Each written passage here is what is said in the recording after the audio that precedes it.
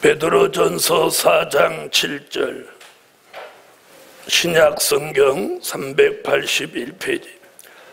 만물의 마지막이 가까웠으니 그러므로 너희는 정신을 차리고 근신하여 기도하라. 찬양대 찬양이 있겠습니다.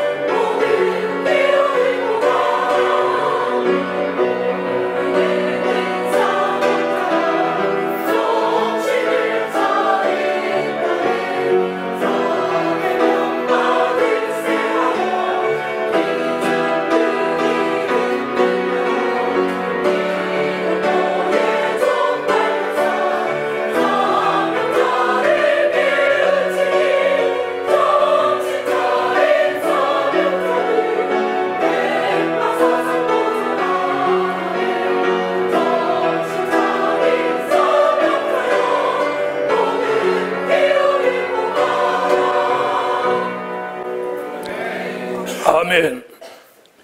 네, 오늘 함께 은혜 받을 말씀의 제목은 사명자를 정신 차리게 하신다. 사명자를 정신 차리게 하신다.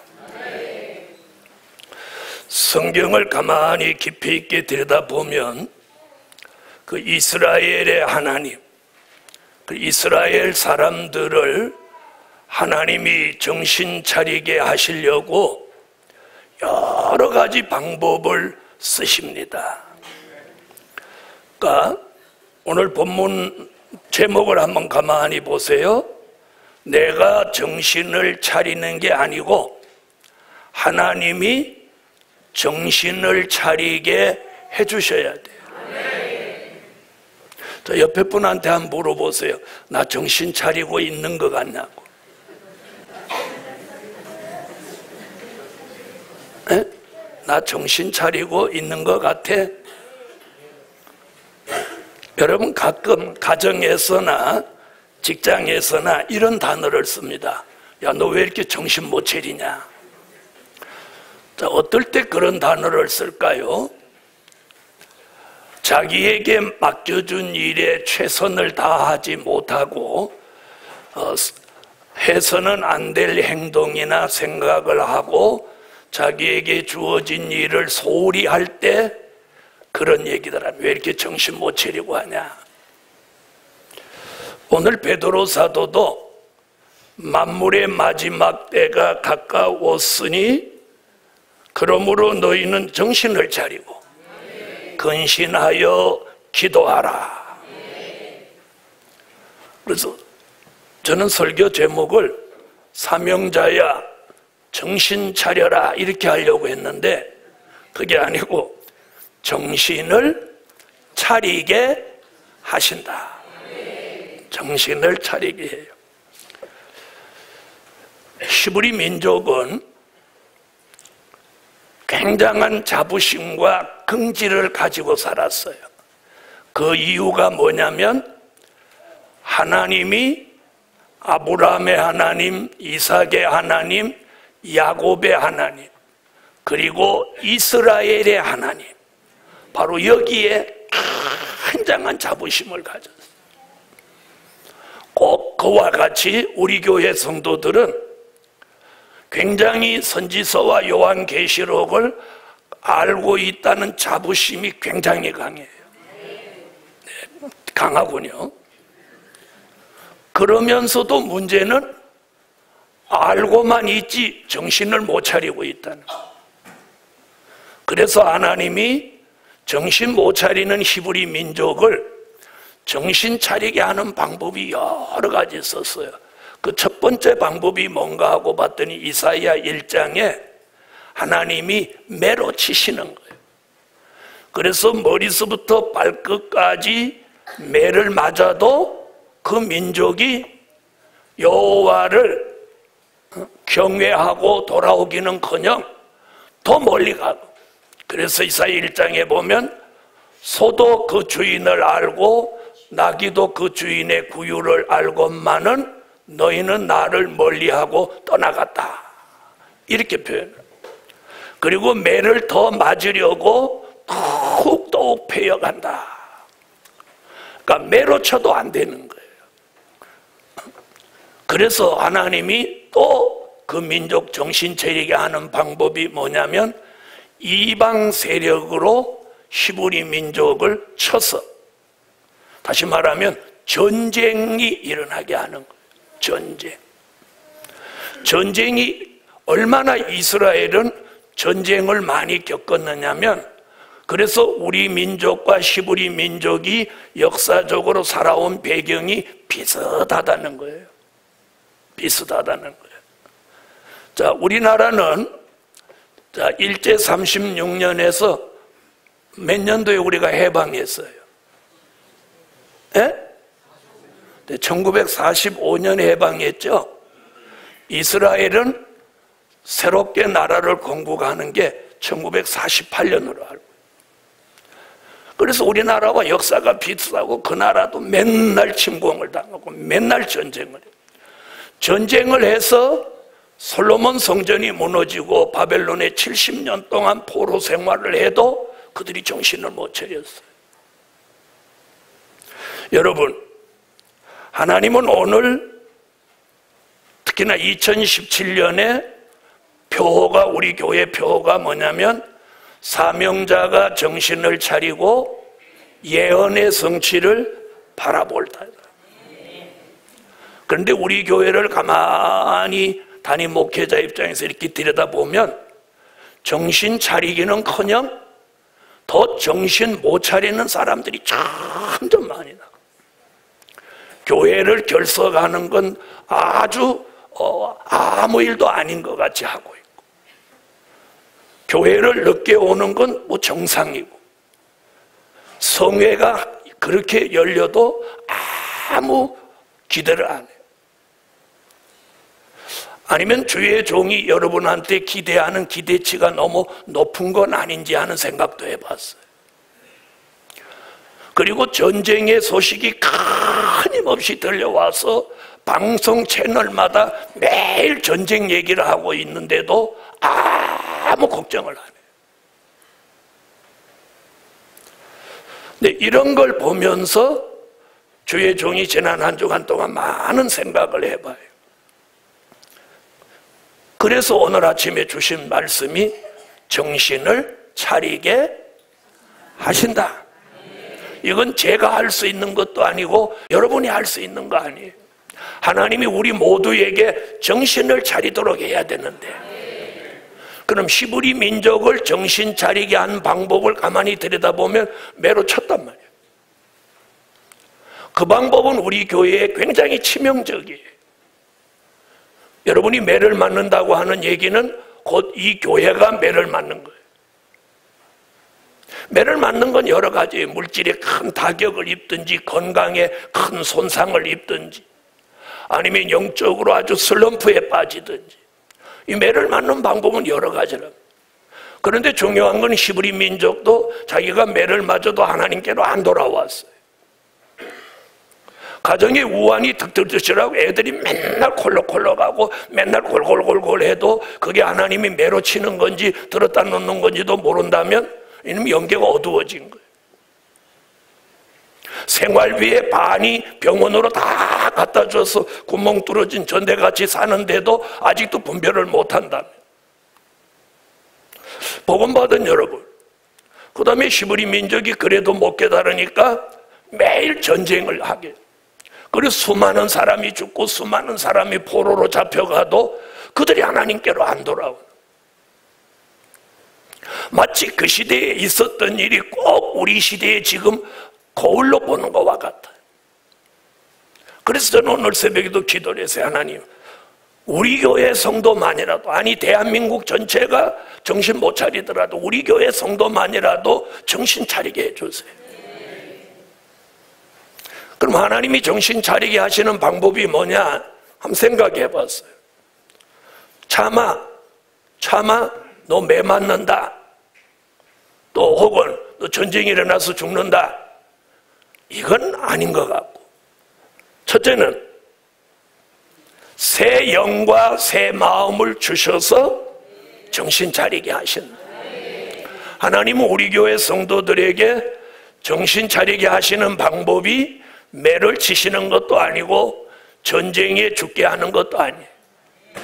그런 일을 겪기 전에 새 영과 새 마음을 우리 속에 넣어서 그 새 영과 새 마음으로 우리의 마음과 생각의 변화를 일으켜서 정신 차리게 해요. 오늘 이런 방법으로 정신 차리게 하신다. 에스겔서 36장 26절입니다.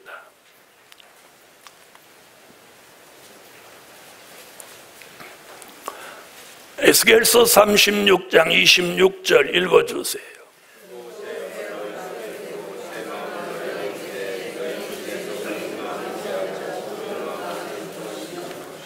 아멘.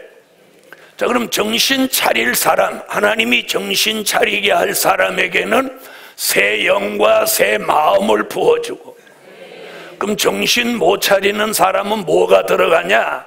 귀신의 영입니다. 귀신의 영이 들어가면 정신을 못 차립니다. 왜? 귀신의 영이 그 사람을 지배하니까. 귀신의 영이 들어간 사람은 자꾸 세상적으로 갑니다. 세상적.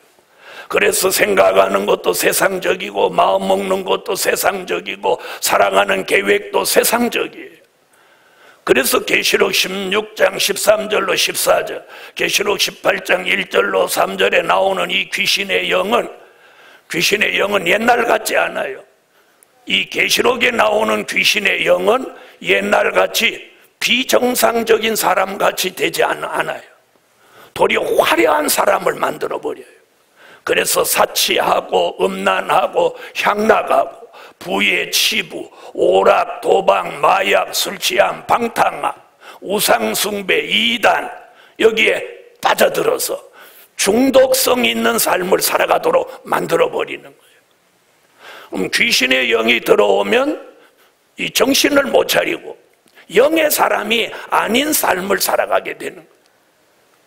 이런 시대에 사명자에게 하나님이 정신 차리게 하기 위해서 우리에게는 새 영과 새 마음을 넣어 주셔서, 아멘. 새 영이 우리 들어와서 내가 그동안 영적 감각과 기능이 떨어져 있어서 분별이 없어. 영의 사람으로 살아오지 못했어. 우선 눈에 보이는 것이 막 계산기를 두드리고 한 달에 내가 월 수입이 얼마냐 이런데 막 전력 투구하는 거예요.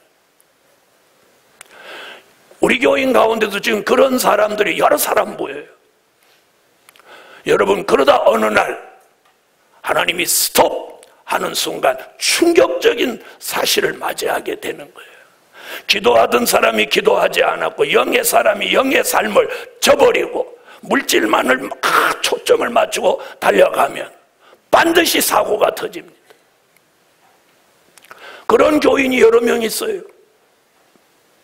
교회 일이나 주의 일이나 복음은 완전히 등하시하고 그저 교회 주일날 안 빠졌다고 그냥 간신히 왔다 가는 정도. 감각이 없어. 영적 기능이 이미 마비됐어. 와서 앉아 있어도 말씀 하나도 안 들려. 그리고 여기 마음에 느낌 하나도 없어. 이미 영적으로 식물인간같이 돼버렸어. 오늘 정신 차리게 하시는 하나님, 새 영과 새 마음을 넣어주셔서 그런 사람이라도 오늘 새 영과 새 마음을 넣어주셔. 매로 치시지 말고 전쟁에 내버리지 마시고 새 영과 새 마음을 주셔서 오늘이라도 마음과 생각이 돌아오게 하시고 돌아오게. 여러분 잘 들어보세요. 한 사람이 벌고 온 가족이 살아도 그럭저럭 사는 사람이 있는가 하면 온 가족이 다 나가서 버는데 남는 게 없어. 여러분, 히브리 민족이 광야에 나가서 만나를 거둘 때 먹을 만큼만 거두어도 그들이 줄이지 않았고 욕심을 내서 많이 거두어도 남은 게 없었어. 오늘 이 말씀을 통해서 여러분이 깨달음이 있어야 돼요.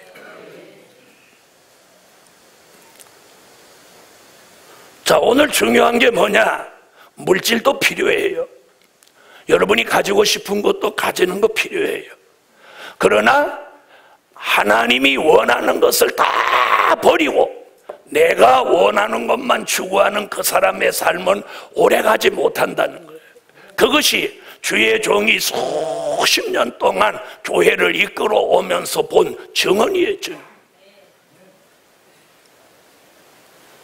저는 오늘 여러분에게 하나님이 매로치기 전에 전쟁에 우리를 내어버리기 전에 새 영과 새 마음을 주셔서 우리 스스로 마음이 돌아서는 그런 변화 역사를 오늘 주시기를 저는 소망해요.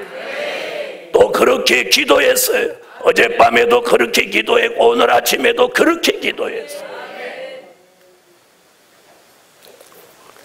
그래서 이 새 영과 새 마음이 들어오면 영적 감각, 영적 기능이 살아나는 거예요. 살아나는 거예요. 아, 내가 이렇게 살아서는 안 되겠군. 여러분, 어느 날 충격적인 일이 벌어졌을 때 아, 내가 어떻게 여기까지 왔지? 그러는 순간은 늦어요. 저는 그런 삶을 살아본 사람이에요. 저는 지옥의 문 앞에까지 다녀온 사람이에요.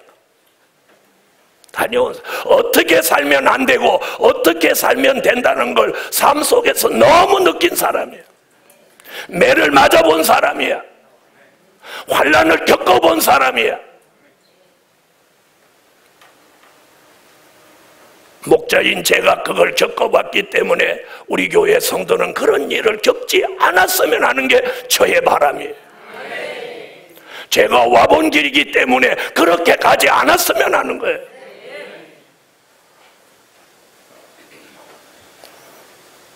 그것이 뭐냐? 새 영과 새 마음을 주셔야 돼요. 그래서 근본적으로 이게 누가 강요해서 되는 일 아니에요. 얘는 부부끼리 암만 얘기해도 안 되는 거예요. 이혼을 불사해도 되는 일이 아니에요. 하나님이 우리 마음속에 근본적인 변화를 주셔야 되는 거예요. 저는 하나님 앞에 그걸 기도했고 오늘 그걸 주시기를 여러분의 앞에 지금 전하고 있어요. 영이 들어와야 돼요. 우리의 정신, 우리의 몸은 허접이에요. 어떤 영이 지배하느냐는 거예요. 귀신의 영이 지배하냐? 새 영, 하나님의 영이 지배하느냐? 하나님의 영이 지배하는 사람은 오늘도 새벽부터 성산으로 막 달려오고 싶은 마음이 불타는 거예요.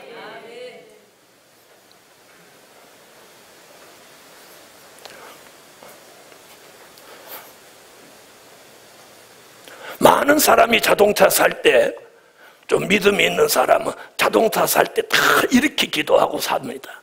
하나님 내게 자동차 주시면 교회에 일찍 가서 봉사하고 교회 잘 다니겠습니다. 그런데 막상 자동차 주면 더 늦게 와. 버스 타고 오는 사람보다 훨씬 늦게 와. 그럼 자동차 의미가 뭐야? 여러분, 회사는 아침에 일찍 출근하면서 밤 늦게까지 그 회사를 위해 충성하면서 복음과 주를 위해서는 일주일 내내 아무것도 하는 게 없어. 여러분, 이 생활을 한번 생각해 보셨습니까? 내가 세상을 위해서는 막 목숨을 내놓고 살면서 주를 위해서는 아무것도 하는 게 없어. 주일날 간신히 와서 예배 간신히 드리고 가는 정도야. 여러분, 이런 신앙은 이 복음하고 전혀 함량미달입니다.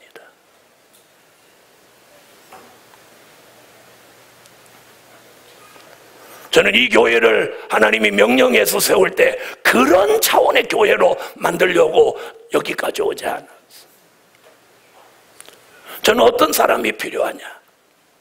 정말 없이 살아도, 가진 게 없어도, 배운 게 없어도 복음을 위해서라면 정말 눈이라도 빼놓을 수 있는 그런 불타는 마음이 있는 사람들이 모인 교회가 되기를 저는 원해요.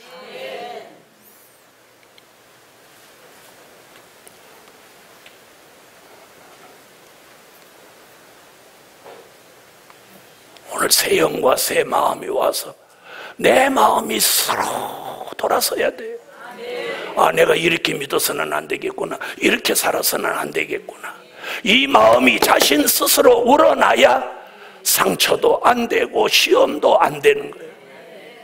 이건 담임 목사라고 해서 강요할 일도 아니에요. 강요 받을 사람들도 아니고.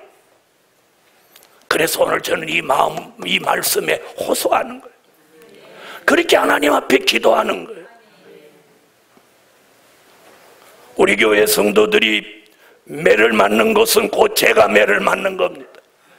우리 교회 성도를 전쟁에 내어버리는 것은 하나님이 저를 내어버리는 거나 무엇이 다를 게 있습니까? 저는 마음이 지금도 바삭바삭 탑니다. 우리 교회 성도들이 앞으로 이 민족의 환난에서 꼭 살아남아야 하는데, 그분의 셀생부에 죽는 쪽에 가 있지는 않는지, 하나님이 이번 민족의 환난에 우리 교회 성도들 중에 누가 버리는 사람은 없는지. 두 번째, 영광의 빛을 비추어 주셔서 정신 차리게 하신다. 영광의 빛을 비추어 주셔서 정신 차리게 하신다.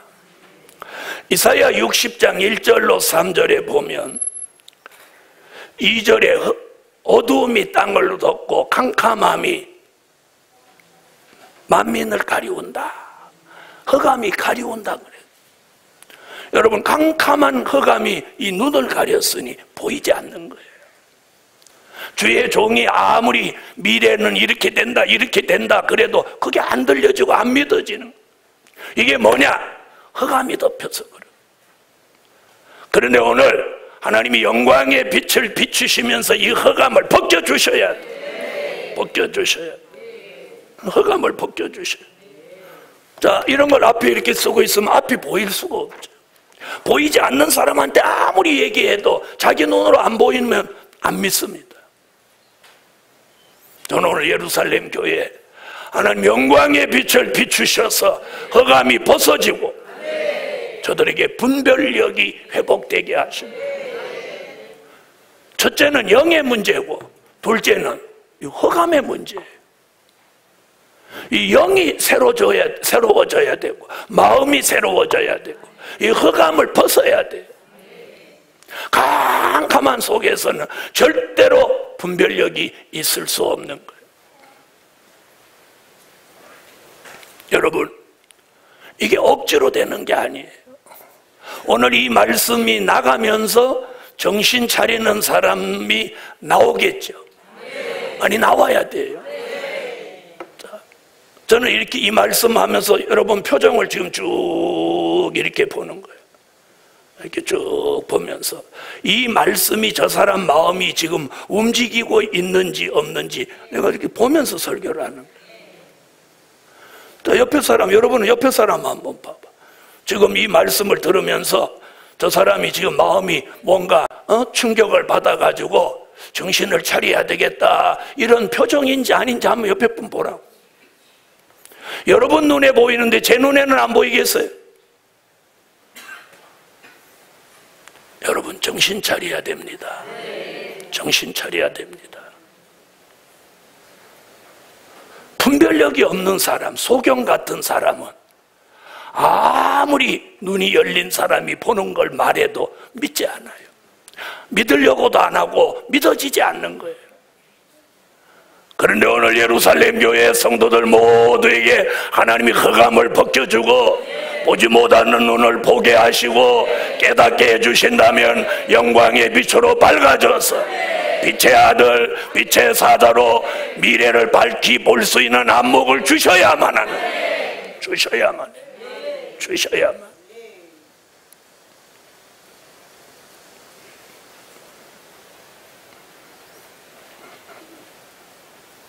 영광의 빛을 비추어 주셔서 정신 차리게 하신다. 세 번째, 자던 잠을 깨워주셔서 정신 차리게 하신다. 여러분, 잠을 자고 있는 사람은 분간을 못합니다.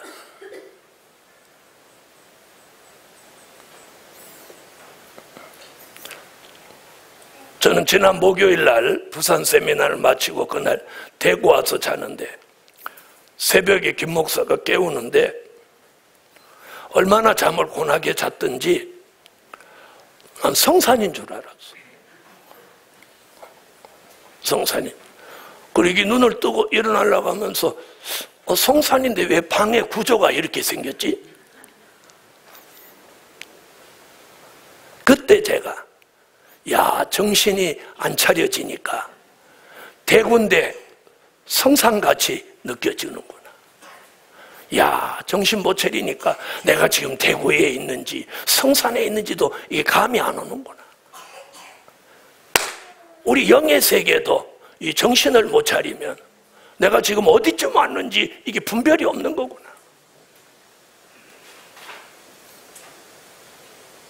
마태복음 25장 1절로 13절을 보면 기름등불 없는 미련한 은혜시대 교회, 기름등불 준비한 슬기로운 말세 교회, 이게 두 부류입니다. 은혜시대 교회는 기름등불 없어요. 말세 교회는 기름등불이 있어요. 그런데 문제는 기름등불 없는 교회와 있는 교회가 다 졸며 잔다는 거예요. 다 졸며 잔다는 거예요. 지금 우리 시대가 꼭 이 말씀대로예요. 마태복음 25장 다 졸며 잘세. 여러분, 제가 어떤 목사님한테 물어봤어요. 목사님이 보시기에 목사님이 만나보는 많은 목사님들은 주의 재림에 대해서 뭔가 생각이 있어 보입니까? 주님이 내가 사는 당대에 주님 오신다는 그런 어떤 긴박함이나 그런 두려움이나 이런 것을 가지고 있느냐 물어봤어요. 그랬더니 그분이 웃으면서 그런 생각 가진 목사가 없습니다. 그런 생각 가진 목사가 없다는. 문 목사님이나 가지고 계시죠. 여러분은 여러분이 살고 있는 이 당대에, 여러분 당대에 주님이 오신다고 믿어서 여기까지 오신 거죠. 그렇죠? 그러면 그 주님을 준비해야 됩니다. 그런데 성경은 다 졸며 잔다는 거예요. 졸며 잔다는 의미를 뭐라고 그랬어요? 안일, 태만, 게으름.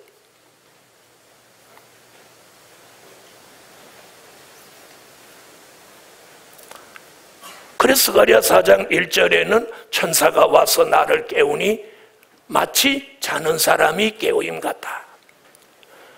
이사야 52장 1절 시온이여 깰지어다 깰지어다. 아멘. 깰지어다 깰지어. 자던 잠에서 취한 데서 깨어나라는 거예요. 여러분, 오늘 이 말씀이, 오늘 전하는 주의 종의 말씀이 여러분의 마음속에 들어와서 야, 내가 정신 차려야겠다 이렇게 생각하는 사람은 이 깨어나는 사람이에요.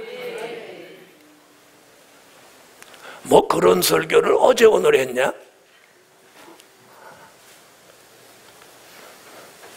여러분, 성사는 원룸을 완성한 다음에 이제 저녁 기도회를 하려고 생각했습니다. 그런데 갑자기 하나님이 지난 월요일 날 새벽 기도에 강권적으로 기도회를 하라는 감동을 주셔서 월요일부터 저녁 기도회를 시작했어요. 기도회를 시작하면서 제일 감사한 게 저였어요. 그동안 막 전국 세미나를 다니면서 지치고 그래서 많은 시간 기도를 못했는데 하나님이 저부터 기도하게 하려고 이 기도회를 요구하셨구나. 제가 새벽에도 보통 1시간, 1시간 반은 뭐 빼놓지 않고 기도하지만 지난 월요일부터 하나님이 더 기도를 강력하게 시키는 거예요. 그래서 감사해요. 하나님이 나부터, 주의 종부터 기도하게 하시려고 원룸 완성될 때까지 기다리지 않고 지금부터 하라.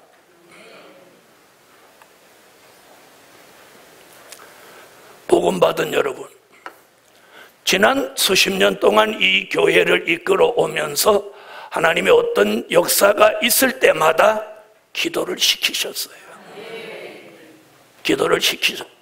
교회가 이전할 때도 기도를 시켰고, 버스를 살 때도 기도를 시켰고, 송파 성전을 매입할 때도 기도를 시켰고, 이 성산으로 들어올 때도 기도를 시켰어요. 아멘. 그런데 지금 또 하나님이 기도를 시키시는 거예요. 복음 받은 여러분, 교회가 첫째 잠에서 깨어나야 돼요. 그 잠에서, 교회가 잠에서 깨어나는 데는 담임 목사의 역할이 큰 거예요. 그래서 저부터 기도회를 해야 되겠다. 그래서 월, 화, 목, 토, 수요일 날은 예배를 어차피 7시에 드리니까, 그리고 주일 날은 예배를 오전 오후 드렸으니까, 금요 철야는 금요 철야가 있으니까 월, 화, 목, 토, 평소에 나흘 동안 이 성산에서 저녁 7시에 기도회가 계속 있습니다. 자, 자던 잠도 내가 아무리 안일 태만 게으름에 안 빠지려고 해도 이사야 29장 9절로 12절에 깊이 잠들게 하는 신을 부어주면 어쩔 수 없는 거예요. 그런데 하나님이 잠을 자고 있어도 막 깨워주고, 일을 하고 있어도 막 역사해주고, 내가 직장에 나가 있어도 막 하나님이 역사를 해주고. 아마 우리 교회 성도들이라면 그런 체험들을 안 해보신 분들은 없을 거예요. 저 역시 수많은 하나님의 깨우침을 받고 여기까지 왔어요. 오늘 우리 교회 성도들에게 오늘 이 말씀이 떨어진 이 시간부터 하나님이 어떤 방법으로든지 우리를 영적 잠에서 깨어나게 하도록 여러 가지 방법으로 저와 여러분을 깨우시는 역사가 이제부터 일어나기를, 가정에서, 교회에서, 직장에서, 어디서든지 여러분의 삶 속에 천사가 동원돼서라 여러분을 깨워주는 역사가 현실적으로 일어나게 하시기를 저는 기도했고 오늘 말씀합니다. 여러분 깨어나야 돼요.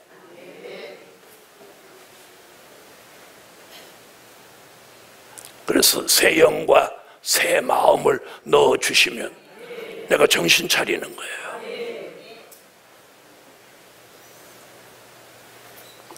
영광의 빛이 비추어지면 내가 정신 차려지는 거예요. 그리고 자던 잠을 깨워주시면 내가 정신 차려지는 거예요.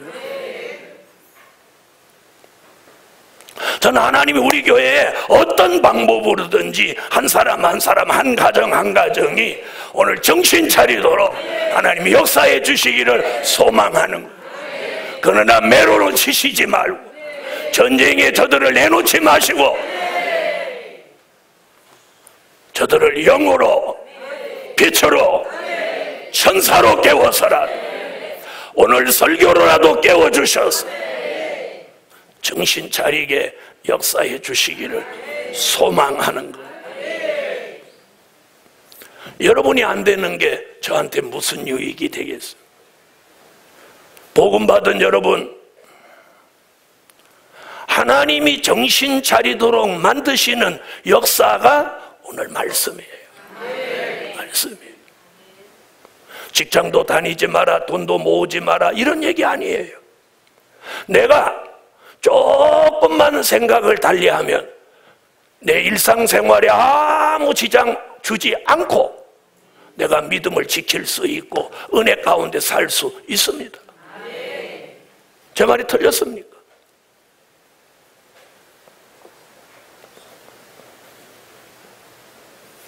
내가 오늘 주일날 일찍 오기 위해서 토요일날 저녁에 좀 일찍 자는 거예요.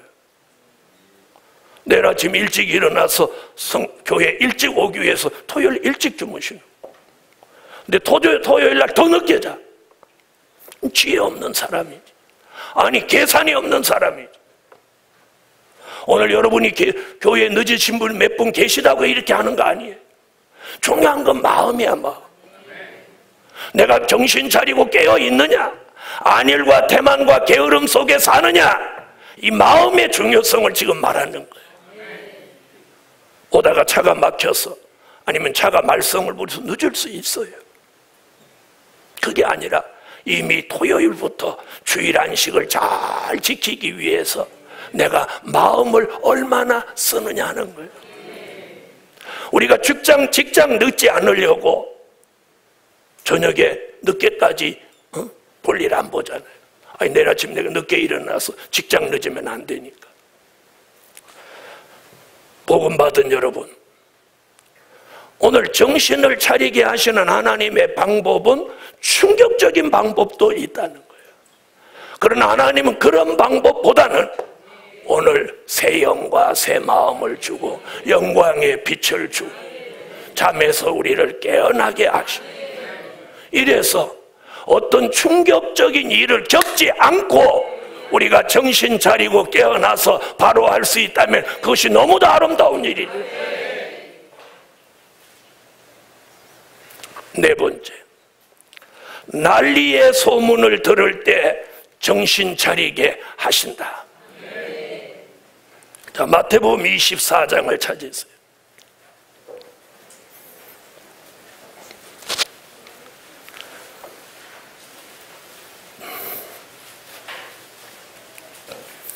마태복음 24장 6절로 8절.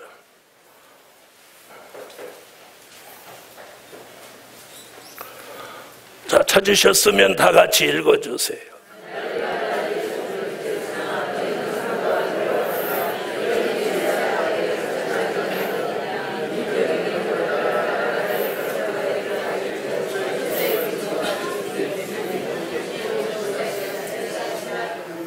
자, 건성으로 읽지 말고 내용을 차분히 보세요.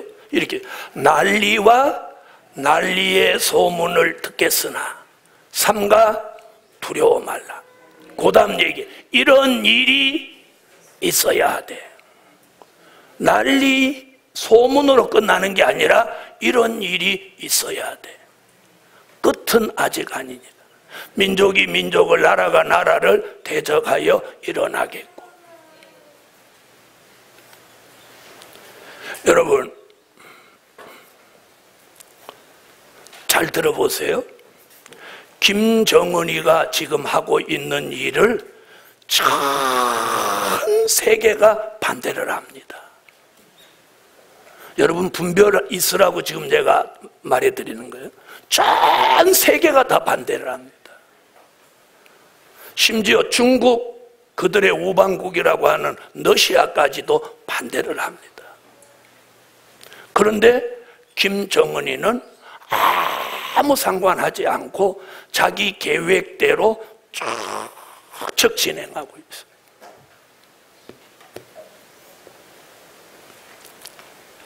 자, 안보리에서 제재가 한다고 하니까 미사일을 쐈다, 이렇게 보면 안 돼요. 안보리 제재와 전혀 상관없이 김정은이는 쏘는 거예요. 자, 한번 보세요. 김정은이 앞으로 미사일을 몇 발 더 쏠 겁니다. 그 다음에 미사일을 쏘다가 이제 앞으로 뭘 쏘느냐면 이제 바다에서 잠수함에서 미사일을 쏘게 됩니다. 미사일 시험은 이게 마지막 시험이에요. 잠수함. 자, 북한이 이미 가지고 있는 잠수함은 미사일을 쏠 수 없는 잠수함이에요. 이제 북한이 새로 만드는 신형 잠수함이 곧 이제 바다에 나옵니다. 그 잠수함이 이제 미사일을 쏘는 실험을 이제 몇 차례 하게 될 겁니다. 몇 차례. 자, 그래서 미사일 실험을 또 좀 몇 번 하고 또 다시 핵실험을 할 겁니다. 이렇게 쭉 갑니다. 그리고 잠수함으로부터 미사일 실험이 완벽하게 끝나면 그 다음 역사는 전쟁입니다. 근데 전쟁을 하는데 김정은이는 미국이 한반도에서 전쟁에 개입하는 동안 북한은 전쟁에 승산이 없어요. 아무리 중국이 돕고 러시아가 도와도 미국이 한반도에 힘을 쏟고 있는 한 전쟁에 승산이 없어요. 같이 죽는 방법은 있을지 모르지만 전쟁을 이긴다는 승산이 없다. 북한은 결국 어떻게 하냐? 그래서 지금 장거리 미사일을 막 쏘는 이유가 뭐냐? 자, 일본, 괌, 하와이, 미국 본토에 있는, 그러니까 북한의 신무기와 병력이 한국에 못 오도록 하려고 하는 거예요.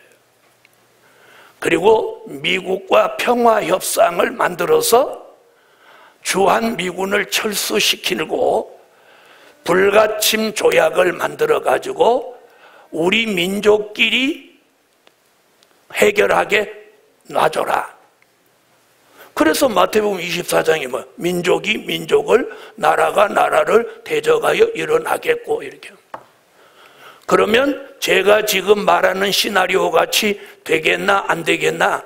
성경을 보면 그렇게 가게 돼 있어요. 자, 그래서 우리나라에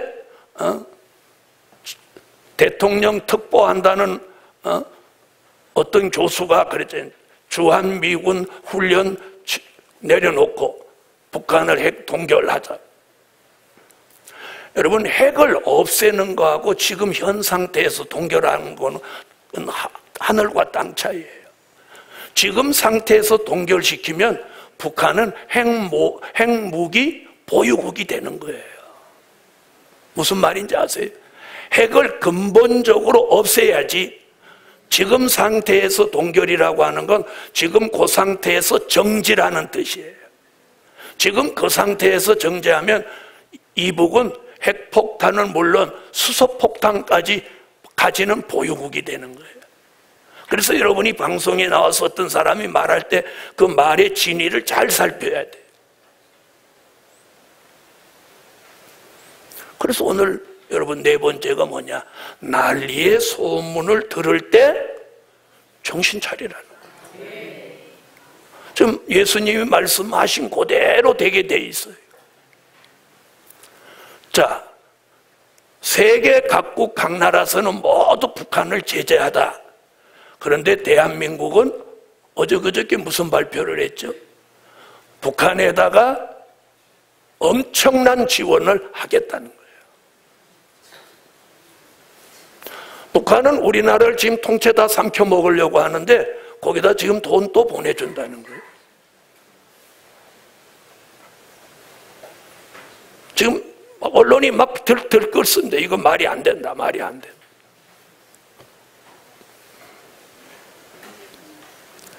자, 대통령이 미국 CNN 방송하고 인터뷰를 했는데 지금 가지고 있는 무기를 더 강력하게 더 증강하겠다 이랬어요.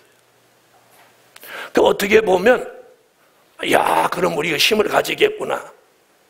천만에 북한이 핵을 가지고 있고 수소폭탄까지 갔는데 재래식 무기는 여기서 더 가지나 마나한 거예요. 무슨 말인지 아세요? 지금 비행기 몇 대 더 있고 잠수함 몇 척 더 있으나 마나예요. 핵폭탄 한 방이면 대한민국은 초토화되고 말아요. 여러분, 이번에 북한이 실험한 그 수소폭탄은 서울 한복판에 떨어지면 그 중심에 있는 온도가 1억도예요. 1억도. 자, 100도에 물이 끓는데 1억도. 서울을 중심에서 반경 150km, 170km 이내에 있는 건 전부 초토화되는 거예요. 이런 엄청난 무기를 가지고 있어요. 만약에 이런 무기를 공중에서 폭파시키면 대한민국뿐 아니고 일본 할 거 없이 전체 전자장비가 다 먹통이 돼버리는 거예요. 이런 무서운 폭탄을 지금 북한은 얼마를 가지고 있는지 모르는 거예요. 정신 차리라는 거예요. 여러분, 북한은 김일성 때부터 김일성, 김정일, 김정은 이 3대에 내려오면서 전쟁을 준비했어요. 이 난리의 소문을 들으면서 예수 그리스도를 믿는 저와 여러분, 우리 교회는 늘 그런 말씀을 수없이 들어왔는데 정신 차리라는 거예요.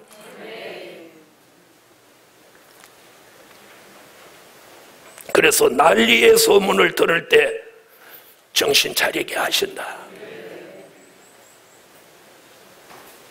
여러분, 미가서 5장 5절에 보니까 2절로 4절에 베들레헴에 내하신 예수 얘기하고, 이 사람은 민족의 전쟁이 일어날 때 베들레헴에 나신 예수, 이 사람은 우리의 평강이 될 것이다. 이 엄청난 무서운 이 재앙과 환난 가운데 저와 여러분의 생명과 재산을 지켜주실 분은 예수예요. 예수. 예수예요. 예수. 그러니 우리 교회가 정신을 차려야 된단 말이에요. 다른 교회는 이런 말씀들을 몰라서 정신을 못 차리더라도 우리는 이 말씀을 알고 분별이 있으니까 정신 차려야 사는 길이 있다 이 말이에요. 그래서 난리의 소문을 들을 때 정신 차리게 하신다.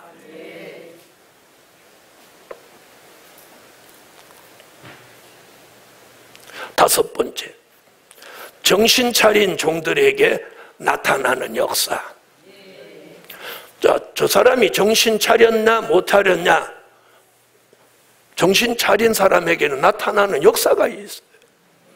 아멘? 그게 뭐냐? 자, 오늘 여러분이 이 말씀 듣고 우리 교회 성도가 정신을 차렸다면 제일 먼저 이 눈빛이 달라져요. 저 옆에 사람 눈빛 안 봐봐.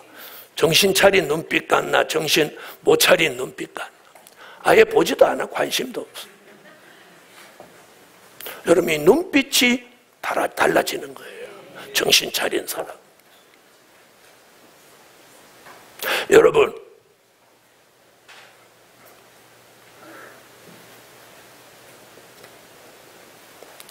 이제 민족의 환난에 대비하십시오. 대비하십시오. 그래서 국민안전처에서 한 매뉴얼이 있습니다. 전쟁에 대비해서 뭐 전지를 준비해라, 비상식량을 준비해라, 이런 것들 저는 우리 교회 성도들에게 준비하라고 이제 말할 겁니다. 이제 성산도 본격적으로 준비를 할 겁니다. 복음받은 여러분,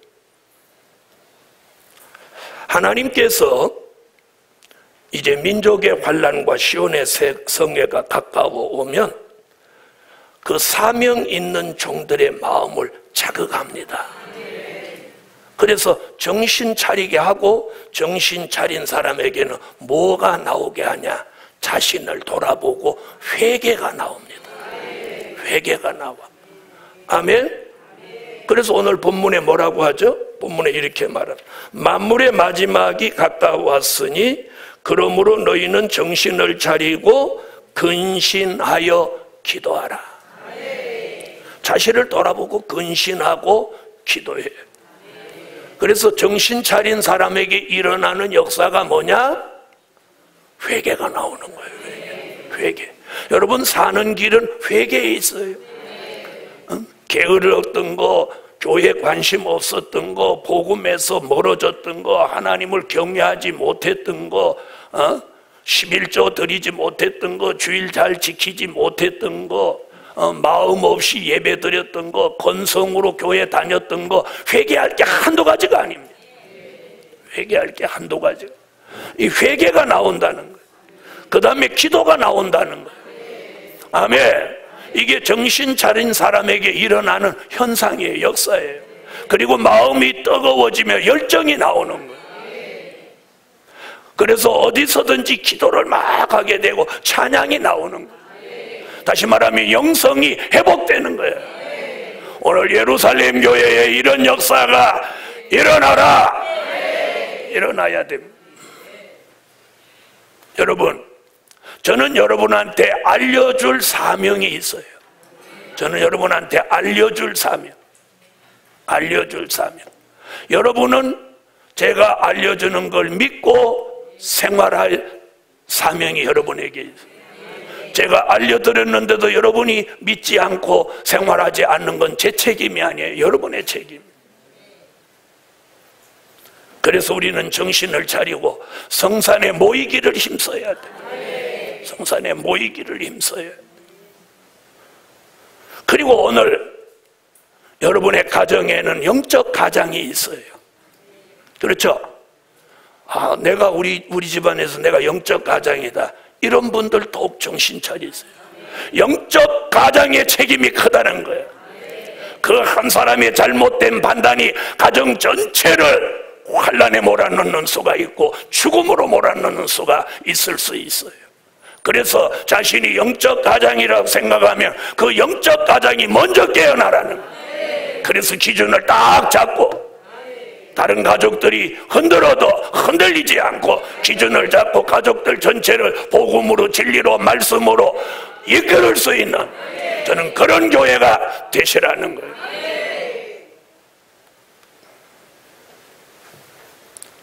사명자를 정신 차리게 하시는 것은 하나님만이 하실 수 있어요. 저는 그저 하나님이 깨우쳐 주신 말씀을 여러분에게 알리는 거예요. 하나님이 여러분 한 사람 한 사람을 정신 차리게 해 주셔야만 가능한 거예요. 오늘 새 영과 새 마음, 영광의 빛, 자던 잠에서 깨어나야 돼요. 난리의 소문을 듣고 소문으로만 듣지 말란 말이에요. 이런 일이 있어야 돼. 이런 일이 있어야 돼. 소문으로 끝나지 않는단 말이에요.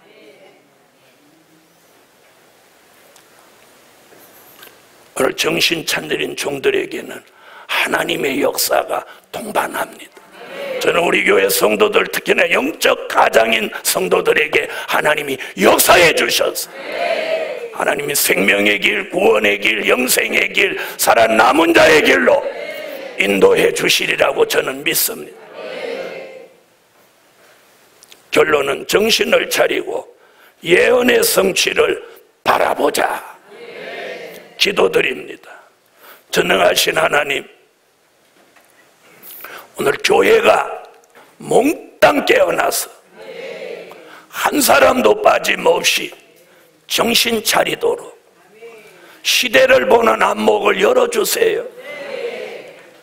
난리의 소문을 소문으로만 듣지 말고 이런 일이 있어야 돼. 이 말씀에 집중하고 미래를 대비하며 준비하는 삶을 저들이 살 수 있게 하여 주시옵소서. 오늘 정신 차리지 못하고 오래지 않아 큰 후회를 당하지 않게 하시옵소서. 오늘 제단 앞자리부터 저 뒷자리까지 모두 정신 차리도록 저들의 영과 혼과 몸을 깨우쳐 주시옵소서. 그리고 마치 자는 사람이 깨우임같이 특별한 역사를 받게 하여 주소서.